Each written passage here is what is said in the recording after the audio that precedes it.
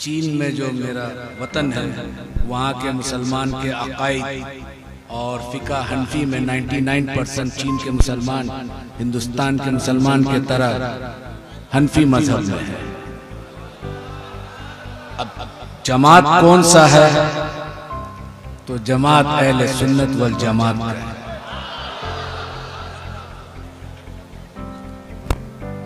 आज से 250 साल पहले 4 बुजुर्ग हिंदुस्तान आए थे चीन से। उन 4 में 3 इमाम थे, तीनों को इजाजत और खिलाफत मिली। चौथा एक शख्स अय्यूब नाम था, वो सिर्फ बैत होके मुरीद होके वापस गए हिंदुस्तान से। ये 3 शख्स जिसको खिलाफत मिली थी उनका नाम है सैयद दाऊद रहमतुल्लाह अलैह, शाह कमालुद्दीन नक्शबंदी रहमतुल्लाह अलैह, शाह शमसुद्दीन रहमतुल्लाह अलैह। ये 3 खानका 250 साल से चीन में मौजूद है आज तक। चीन के कम्युनिस्ट पार्टी इस वक्त चीन दुनिया में बहुत पावरफुल कंट्री है। आज हम तमाम मोबाइल्स यहाँ रखा हुआ वो लगभग 90% चीन का पैदावार है। मेरा चचा नक्शबंदी सिलसिला के बहुत बड़े मशाइख थे, 12 से 12.5 लाख मुरीद था। सुभान अल्लाह। उन्होंने हमें तरबियत दी। मेरा ताल्लुकात हिंदुस्तान से इसलिए है कि मेरे वालिद साहब हिंदुस्तान आए, मेरा माँ हिंदुस्तान की। मेरी तालीम चाइना में हुई। जब तमाम तालीम खत्म हो गया, ग्रेजुएशन हो गया चाइनीज जबान में, तो मेरा वालिद साहब कहे कि क्या बनना चाहते हो, डॉक्टर, इंजीनियर? तो हमने कहा कि हमारे आबो अजदाद क्या थे, हम अपने दादा के बारे में ज़्यादा जानकारी नहीं था। बोले हम सब नक्शबंदी सिलसिला के थे।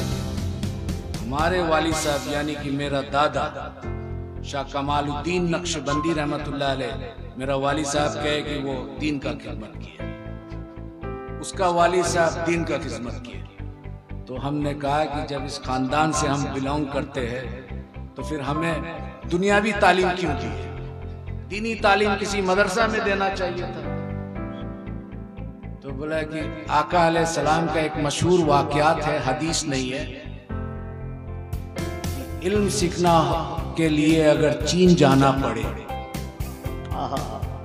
बस इस वजह से हमारा ताल्लुकात चीन से है। और ये आका अलैहिस्सलाम के ज़माने में बहुत मशहूर था, इसलिए हमने चीन भेज दिया। बहरहाल तब मेरा शौक और ज़ौक़ इमाम रब्बानी मुजद्दिद अफ़सानी रहमतुल्लाह अलैह पे हुआ। सिलसिला नक्शबंदी मुजद्दिदी का बानी जो है इमाम रब्बानी मुजद्दिद अफ़सानी रहमतुल्लाह अलैह। तो जिस शख्स के बारे में मैं जानता नहीं, उनके मजार में जाकर किस तरह ताज़ीम और तकरीम किए मैं नहीं जानता, इसलिए मैं नहीं जानता था। पहले शख्स के बारे में जान लूं, फिर उसके बाद तो मैं स्टडी करने लगा, उर्दू पढ़ने लगा। फिर बहुत जल्दी पढ़ा, क्योंकि बरस जब शौक होता है किसी लैंग्वेज को सीखने के लिए तब अल्लाह ताला भी मदद करता है। वो दीन का मामला था, तसव्वुफ का मामला था, तो बहुत जल्दी ये मरहला ख़त्म हो। फिर बहुत सारे अरब ममालिक में मैं गया देखने के लिए, मिस्र, सूडान, इथियोपिया, जितना अरब मुल्क है। फिर उसके बाद सेंट्रल एशिया गया, जितना 1991 में उज़्बेकिस्तान, किर्गिस्तान, सोवियत यूनियन टूटने के बाद इस हिस्सा में मुसलमान हनफी ज़्यादा है, अब तो तुर्की तक। उसके बाद जब दीनी तालीम पूरा मुकम्मल हो गई, यानी निस्बत हमें यहाँ की। मेरा मादरी ज़बान चाइनीज़ है। अब चीन के बारे में थोड़ा मैं जानकारी दे दूँ।